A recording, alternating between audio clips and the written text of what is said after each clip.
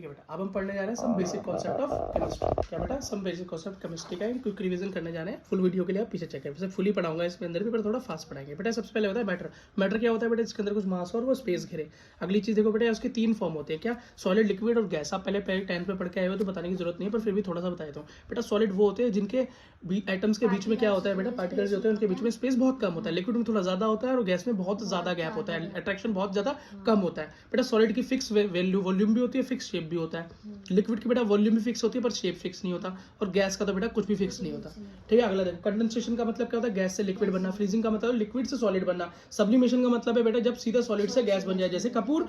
और बेटा अपना वेपोराइजेशन का मतलब होता है लिक्विड से गैस बनना। मेल्टिंग का मतलब होता है बेटा सॉलिड का लिक्विड बन जाना। और डिपोजिशन का मतलब होता है सब्लिमेशन का उल्टा, गैस से सीधा सॉलिड बन जाना, जैसे CO2, सॉलिड CO2। ठीक है, इसको ड्राई आइस भी बोलते हैं। अगला देखो, प्योर सब्सटेंस क्या होता है, जिसके अंदर बेटा सेम प्रकार के सेम फिक्स कंपोजिशन के अंदर एलिमेंट्स हो, जैसे गोल्ड और वाटर या ग्लूकोज, हमेशा सेम अमाउंट बनता है। अगर इसे पानी के अंदर मिट्टी बना दे तो प्योर तो नहीं रह जाएगा ना। अगला है बेटा एलिमेंट। एलिमेंट के अंदर इसमें एक ही टाइप के एटम हो, क्या, एक ही टाइप के एटम हो। कंपाउंड क्या है बेटा, जिसके अंदर एक या एक से ज्यादा एटम्स मिलकर एक नया कंपाउंड बनाते हैं, जैसे कि H2 हो। ठीक है बेटा, अगला देखो, मिक्सचर क्या होता है बेटा, मिक्सचर के अंदर एक या दो से ज्यादा सब्सटेंस आपस में मिले किसी भी रेशियो के अंदर।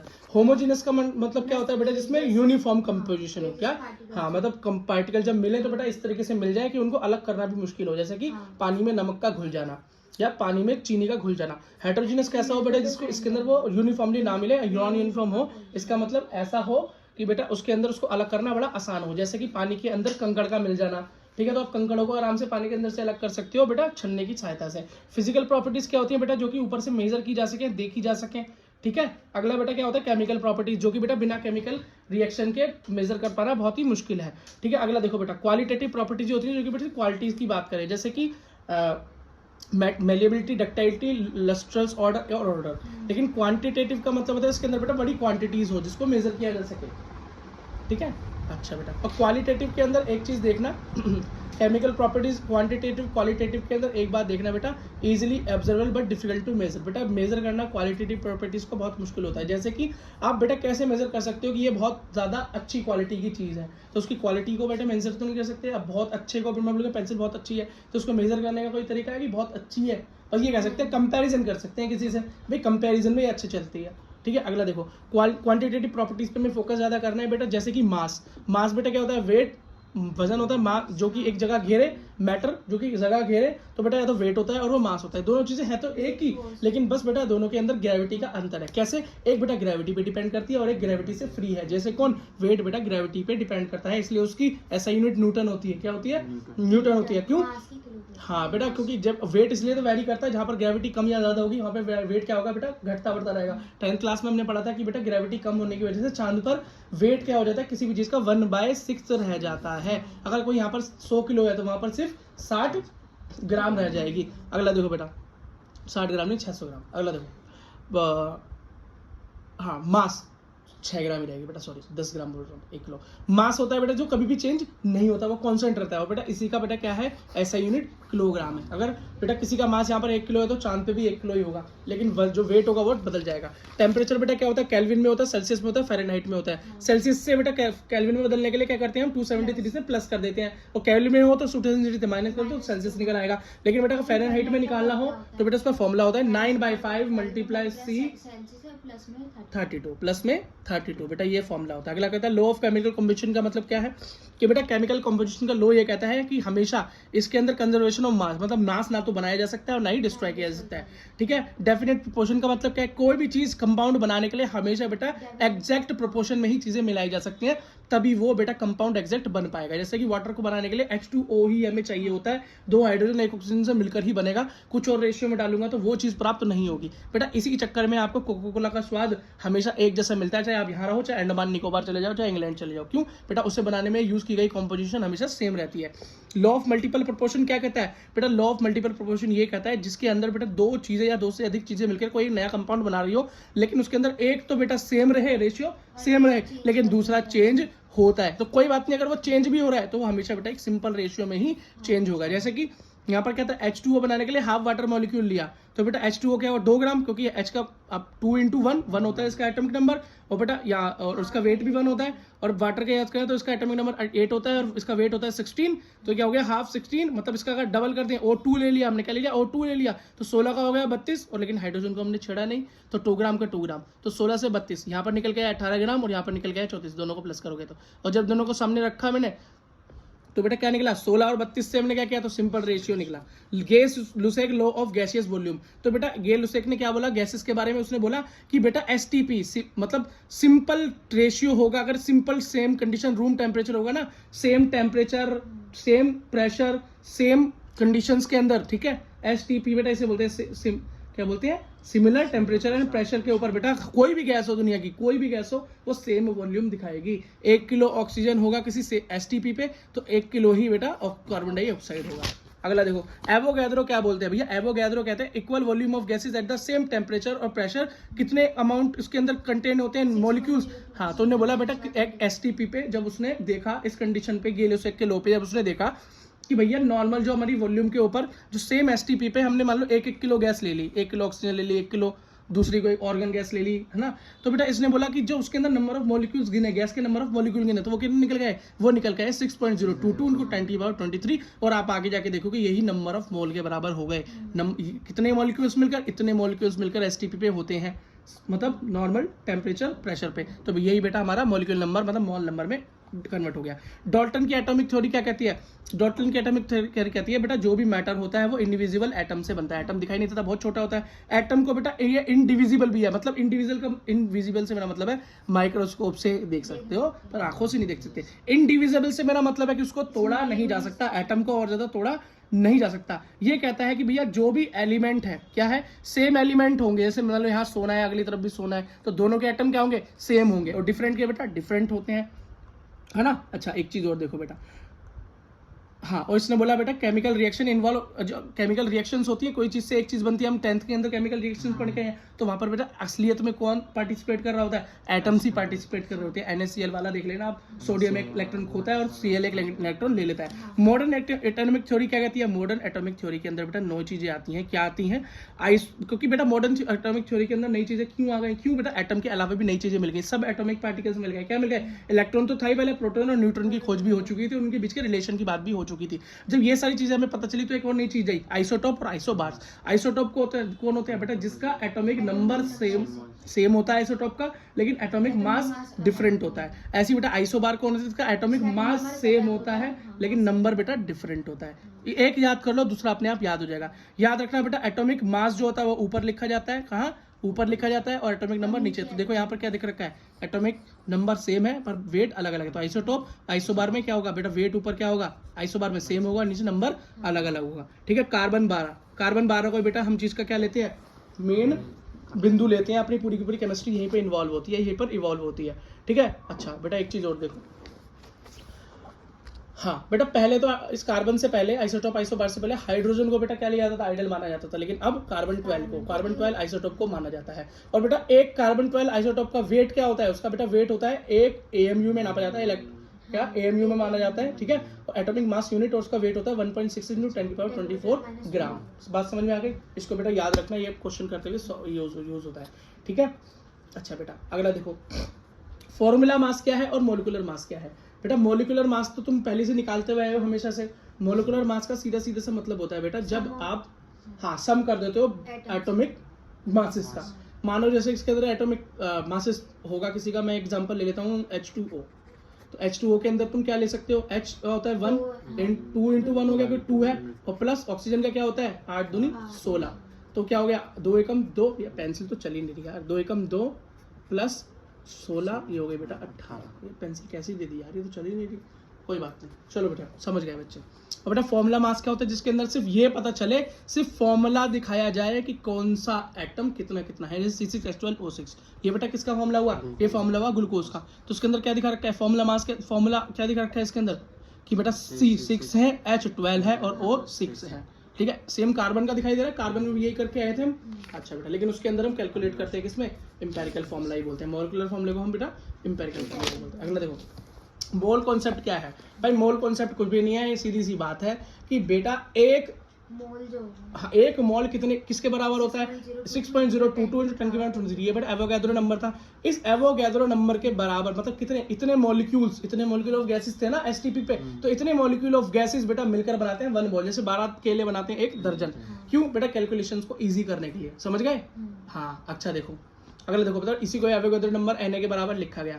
अब मैं बोलूं 1 मोल हाइड्रोजन, तो बेटा वो भी इतना ही होगा। 1 मोल वाटर, वो भी इतना ही होगा। 1 मोल NaCl, वो भी इतना ही होगा। 1 ग्राम एटम, अगर वेट की बात करूं 1 ग्राम एटम, तो वो भी क्या होगा? 1 gram atom 1 mole of atom के बराबर ही होगा, जो कि अल्टीमेटली 6.022 10⁻23 के बराबर ही है। तो इस कॉम्बिनेशन को याद रखना है वेट वाली को, क्यों एग्जाम्पल सॉल्व करते हुए बेटा यूज होती है। मोलर मास क्या होता है बेटा? मोलर मास होता है किसी का भी मास फाइंड आउट करना, मोल्स का मास फाइंड आउट करना। उन्होंने पहले बताया भैया कार्बन 12 के मास को ही स्टैंडर्ड मास मानते हैं। एग्जाम्पल सॉल्व करने के लिए उसका मास है 1.6 10⁻24 ग्राम। अच्छा, calculation number of moles calculate कर रहा, वेरी इंपॉर्टेंट। एक बार सीख लो, बार बार दिक्कत नहीं आएगी बेटा, पूरी केमिस्ट्री आपको परेशान करती रहेगी। नंबर ऑफ मोल निकालने का फॉर्मूला होता है गिवन मास, जो भी मास दे रखा हो, अपॉन में बेटा मॉलिक्यूलर मास जो आप खुद फाइंड करते हो, जो मैंने अभी H2O का फाइंड करके आपको दिखाया, 10th में आप फाइंड करते हुए आए हो। अगला फॉर कंपाउंड, अगर बेटा किसी एलिमेंट का निकालने हो तो गिवन मास एलिमेंट का रख देना, टोटल मास बेटा वो रख देना एलिमेंट का। और पूरे कंपाउंड की बात करें तो भैया पूरे कंपाउंड का मास रख देना नीचे, सेम फॉर्मूला। अगला देखो बेटा, गैसेस के लिए भैया बस गैसेस के लिए एक अलग बात होती है। गैसेस के अंदर अगर नंबर ऑफ मोल्स काउंट करने हो तो ऊपर तो होता है वॉल्यूम गिवन, और नीचे बेटा टोटल मास आप नहीं निकालते मोलिकुलर मास, वहां पर उस कंडीशन में लिखते हैं 22.4। ठीक है, 22.4 बेटा ये याद रखना। एग्जाम्पल इसलिए इंपॉर्टेंट हो जाता है क्योंकि अगर वॉल्यूम आ जाए गैसेस के फॉर्म में तो यहाँ पर दिक्कत हो जाएगी। ठीक है, एक क्वेश्चन करते हैं बेटा, कह रहा है एक एटम है जिसका वेट है x, क्या है x, और इतने नंबर ऑफ मोल है उसके अंदर, कहता है 6.643 into 10⁻23 gram number of moles है एटम, और फाइंड करो 20 किलोग्राम के अंदर कितने मोल होंगे, है ना? क्या 20 ग्राम के अंदर कितने मोल होंगे अगर इतना किलो के अंदर इतने मॉलिक्यूल है, क्या इतने नंबर ऑफ मोल्स है। तो गिवन मास क्या है 20 किलो। अब ये एक चीज देखो, ये सब ग्राम में, तो ये किलोग्राम में तो चलेगा नहीं, इसको मैं ग्राम में कन्वर्ट करता हूँ, तो 1 किलो में 1000 ग्राम, तो 20 इंटू 1000 करके बेटा हमने ये निकाल दिया। ठीक है, तो मैंने 10⁻3 इसलिए लिखा है कि इसको थोड़ा छोटा कर सकूं। समझ में आ गया 10⁻3 क्यों लिखा? 1000 को 10⁻3 लिख सकते हैं। अब मुझे पता है भैया ग्राम में दे रखा है, कुछ भी दे रखा हो मेरे किसके बराबर है? बराबर एवोगैड्रो नंबर इंटू ये गिवन मोल्स। ठीक है, और क्या होता है एवोगैड्रो नंबर? या 1 मोल 6.022 10⁻23 मल्टीप्लाई दिस, ये बेटा कैलकुलेट करके आया है मेरा 40। आप कैलकुलेट करके देख लेना, क्योंकि 23 से पूरा 23 कट जाएगा, क्योंकि ये माइनस का है और ये प्लस का है। अब 6.022 मल्टीप्लाई 6.643 आप सॉल्व करोगे तो आराम से 40 आ जाएगा। नंबर ऑफ मोल क्या होता है? गिवन मास अपॉन में एटॉमिक मास, जो भी आपने फाइंड आउट किया है। तो भैया एटॉमिक मास तो पहले दे रखा था, ये वेट दे रखा था ना इसका x, कोई x एलिमेंट है उसका वेट ही तो दे रखा ही है, और उसका तो मैंने तुमको बताया था इधर देखो कि 1 ग्राम जो भी हो 1 मोल के बराबर ही होता है, और 1 मोल ये होता है। तो वेट दे रखा था, कोई बात नहीं बेटा, वेट भी तो एवोगैड्रो नंबर के बराबर ही हो गया। ठीक है, तो हमने क्या निकाला ऊपर बेटा? गिवन मास क्या है? गिवन मास 20 किलो, तो 20 किलो ये, और बेटा निकालने वाला मास ये, दोनों को काटो, आंसर आया 500। ठीक है बेटा, कुछ नहीं हो गया। अगला देखो, परसेंटेज कॉम्पोजिशन कैसे निकालोगे भैया? कौन कितनी परसेंटेज में मिला हुआ है ये जानने के लिए परसेंटेज कॉम्पोजिशन निकाली जाती है। ठीक, mass of element in 1 mole of compound, कोई भी एलिमेंट जो भी आप पूछ रहे हो 1 मोल में कितना है अपॉन में molar mass of compound, total compound को मतलब 100 से मल्टीप्लाई कर दो, परसेंटेज जहां भी निकालनी हो। एक क्वेश्चन करके देखते हैं। ये बोल रहा है CH4 मोलर मास, CH4 दे रखा है, इसका मोलर मास मैंने फाइंड आउट कर लिया। ठीक है, कह रहा मास परसेंटेज निकालो किसकी? C की, कार्बन की। तो मुझे पता है भैया कार्बन का वेट क्या होता है? 12 होता है, क्योंकि एटॉमिक नंबर का 6 होता है। मास परसेंटेज निकालनी है, तो भाई टोटल का कंपाउंड का वेट क्या निकला? 16 ग्राम, और इसका कितना है? 12, तो 12/6, और परसेंटेज के लिए 100 से मल्टीप्लाई कर दी, 75% आ गया। अगर वो हाइड्रोजन का पूछे, किसका? हाइड्रोजन का, तो हाइड्रोजन का क्या होता है भैया?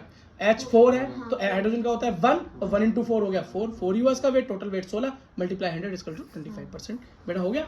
ठीक है बेटा, अगला देखो इंपेरिकल फॉर्मूला। क्या बेटा? इंपेरिकल फॉर्मूला बनाने के स्टेप्स देख लो जल्दी से। इंपेरिकल फॉर्मूला बनाने के लिए एग्जांपल दिया हुआ है, क्या? Determine the empirical formula of oxide of iron, iron का ऑक्साइड दे रखा है, विच हैज इतना % आयरन और इतना % डाइऑक्साइड। O2 दे रखा है 30%, और बेटा क्या दे रखा है? आयरन दे रखा है इसके अंदर 69%, 69.9%, मतलब टोटल हो गया 100%। टोटल क्या हो गया? 100%। तो हमारे पास जो कंपाउंड है एक्चुअली वो है कितना है? 100% कंपाउंड है, जिसके अंदर आयरन है 69.9 ग्राम, और O2 कितना है? 30.1 ग्राम। बात समझ में आ गई? ठीक है बेटा, अब मोल ऑफ Fe, क्या? मोल ऑफ Fe निकालो। क्या बेटा? मोल ऑफ Fe निकालो। कैसे निकालोगे? तो बेटा एक होता है Fe के मोल निकालने के लिए, मतलब एक सिंपल कंपाउंड की बात नहीं कर रहे, अब यहाँ पर क्या कर रहे हो? एक एटम का वो निकाल रहे हो मोल। तो जब मोल का एटम निकालोगे तो मोल के रेशियो में निकालोगे। दिया हुआ है 69.9, और बेटा आयरन का वेट क्या होता है 55.8, याद होना चाहिए तभी क्वेश्चन सॉल्व हो पाएगा। वैसे कई बार बेटा बड़े टर्म्स में पेपर में दे देते हैं कि इसका मास ये है, 20 से ऊपर आता है तो बच्चों की हेल्प के लिए दे देते हैं, ठीक है। तो बेटा इसको कैलकुलेट किया तो उसका नंबर ऑफ मॉलिक्यूल 1.25, और जब बेटा ओ के निकाले तो क्या निकले, गिवन मास क्या है मेरे पास, गिवन मास 30.1, और बेटा मॉलिक्यूलर मास क्या होता है ओ का 16, 8 इसका एटॉमिक नंबर 16, दोनों को मल्टीप्लाई किया वो डिवाइड किया तो आया 1.88, समझ में आ गया, ठीक है। अब बेटा इसको हमें रेशियो में रखना होता है, किसमें रखना होता है, रेशियो में, तो Fe आया 1.25 और ऑक्सीजन क्या है 1.88। अब बेटा इन दोनों के अंदर हम ये देखते हैं कि इसके अंदर छोटा कौन है, तो छोटा कौन है 1.25, बेटा इस छोटे को ही इन दोनों से क्या कर देंगे, डिवाइड कर देंगे, बेटा ये स्टेप है, याद करना है। तो जब मैं 1.25 को 1.25 से करूंगा तो आ गया 1, और 1.88 को 1.25 से करूंगा तो आंसर आएगा 1.5।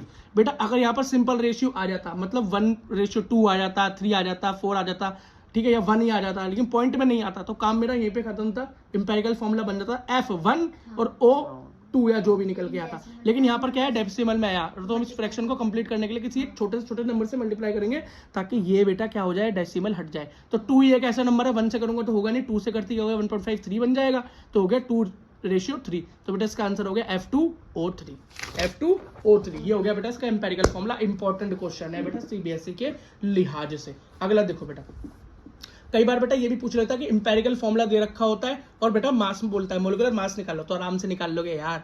तो पता है आयरन का कितना होता है भाई, एटॉमिक मास 55.8, 2 से मल्टीप्लाई, प्लस ऑक्सीजन का कितना होता है 16 इंटू 3 से मल्टीप्लाई, जोड़ोगे 59.6 आ गया। ये तो आराम से हो जाएगा, ये तो बहुत ईजी है। अगला देखो स्टीचियोमेट्री। स्टीचियोमेट्री का मतलब क्या भैया, स्टीचियोमेट्री का ये मतलब होता है कि जब तक दोनों तरफ नंबर ऑफ एटम्स क्या हो, बैलेंस ना हो। तो बैलेंसिंग ऑफ इक्वेशन हम 10th क्लास में पढ़ के आए थे, जिसके अंदर दोनों तरफ क्या करते हैं बेटा, एटम्स को सेम करते हैं किसी नंबर से मल्टीप्लाई करके, अगर ना दिया हो। जैसे इसमें रखा है Mg + O2 = MgO।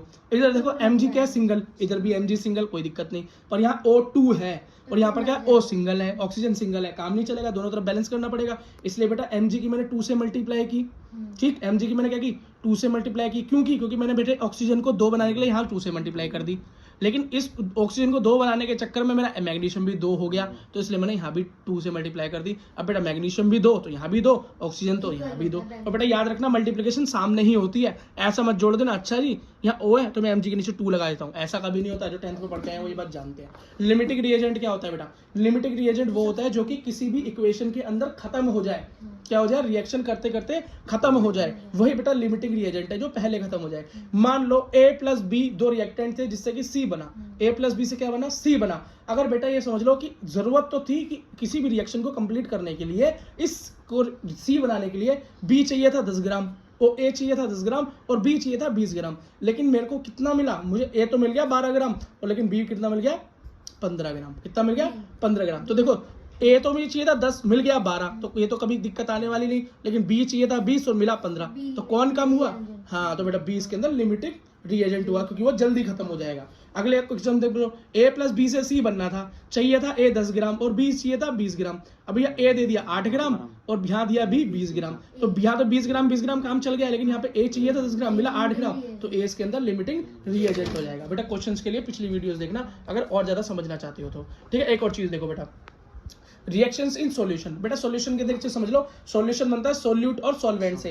बेटा सोल्यूट क्या होता है, जो कि कम मात्रा में हो, जो घुलता है, और सॉल्वेंट होता है जिसके अंदर मिले और जिसकी मात्रा ज्यादा हो। जैसे पानी के अंदर शुगर मिले तो शुगर सॉल्यूट हो जाएगा और सॉल्वेंट हो जाएगा वाटर। अगर बेटा इसका परसेंटेज निकाला जाए, मास का परसेंटेज, तो कोई बात नहीं भैया, जो जिसका भी पूछ रहा है, अगर वाटर, ये समझ लो शुगर और वाटर सॉल्यूशन के अंदर बोल रहा है शुगर का मास परसेंटेज निकालो, तो मास ऑफ शुगर बटे में टोटल इंटू में 100 कर दो परसेंटेज के लिए, काम खत्म हो गया। अच्छा बेटा पार्ट पर मिलियन कहीं पर आ जाए तो एक बात याद रखना, पार्ट पर मिलियन का मतलब होता है 1 मिलियन में कितने पार्ट हैं। और बेटा 1 मिलियन को हम 10 की पावर 6 लिख सकते हैं, क्यों, 10 के आगे 6 जीरो लगाने पे क्या हो जाता है 1 मिलियन। 1 मिलियन क्या होता है 10 लाख, लाख में 5 जीरो और 10 लाख में 6 जीरो होते हैं, ठीक है। मोल फ्रैक्शन क्या है भैया, किसी भी कंपाउंड का अगर मोल फ्रैक्शन निकालना चाहते हो तो number of mole of this वो एलिमेंट का निकालना चाहते हो, तो मान लो A और B से मिलकर तुमने एक कंपाउंड निकाला जिसके अंदर बोल रहा है कि A जो है A + B, अगर मेरी इक्वेशन है A + B, यार ये पेन बड़ा माशाल्लाह, A + B से बना C, क्या बना C। अब मुझसे कह रहा भैया इस पूरे के अंदर A का मोलिकुलर फ्रैक्शन निकालो, मोल फ्रैक्शन, तो भैया number of moles of A, Na small a से डिनोट करते हैं, अपॉन में टोटल। आसान है बेटा, ठीक है, सॉल्वेंट में निकाले तो कोई बात नहीं भैया, फिर बी का धर देना और फॉर्म में टोटल। अब मोलैरिटी क्या है और मोलैलिटी क्या है, इस चीज को ध्यान रखना, बहुत ज्यादा आता है भैया। मोलैरिटी जो है इसको बेटा कैपिटल एम बोलते हैं, और मोलैलिटी मतलब इसको समझ लो ना, बड़ा अजीब है बोलने में। मोलैरिटी तो अच्छा सा लग रहा है, मोलैलिटी ऐसा लग रहा है जैसे तुम्हारे को तुतलापन हो गया, वो याद आ गया, वो हेरा फेरी का डॉन है ना, तुतला। अगला देखो, तो ये क्या हो गया, एम बड़ा एम, और मोलैलिटी तुतला किंग छोटा एम हो गया। तो बेटा यहाँ जो मोलैरिटी का फॉर्मूला होता है ये होता है बेटा capital M is equals to n by V, n by V. तो एन क्या है भैया, सोल्यूट के नंबर ऑफ मोल्स, सोल्यूट के, किसके, सोल्यूट के, याद रखना ऊपर क्या आएगा, number of moles of solute, ये छोटा एल क्या है, number of mole of solute, और नीचे क्या है बेटा, वॉल्यूम इन लीटर, पूरे सॉल्यूशन का, वो भी क्या है, इन लीटर। याद रखना जो भी क्वेश्चन में गिवन हो सीधा लीटर में कन्वर्ट करना है उसको, वरना बेटा मोलैरिटी नहीं निकलेगा, यहाँ पर फैक्ट बता रहा हूँ। अगला देखो, क्वेश्चन के लिए पूछ रहे, पीछे मेन वीडियो देखना। मोलैलिटी तोतला किंग आ गया छोटा, ठीक है, तो बेटा इसके अंदर क्या निकलता है बेटा, इस हाँ इसका, ठीक है बेटा, देखो इसका कुछ होता है number of mole of solute, ऊपर तो बेटा एन वही है, लेकिन नीचे बेटा गेम चेंज है, नीचे बेटा, नीचे किलोग्राम है, किसका, वॉल्यूम की जगह क्या है, किलोग्राम है, और वो भी क्या है, सॉल्वेंट। ये है भैया तुतले किंग का हिसाब। उधर दिखाओ, इधर क्या था, इधर तो बेटा सोल्यूट का मोल अपॉन में पूरे सॉल्यूशन का वॉल्यूम था, लेकिन भैया यहाँ पे क्या है, एक तो वॉल्यूम गया, किलोग्राम की बात आ गई, ऊपर number of mole of solute तो है, लेकिन नीचे क्या है, सॉल्यूशन नहीं, अब सॉल्वेंट है, वो भी किलोग्राम में। जो भी आए बेटा नीचे सॉल्वेंट, सीधा उसे किलोग्राम में चेंज कर देना, नहीं तो क्वेश्चन नहीं सॉल्व होगा बेटा, खत्म।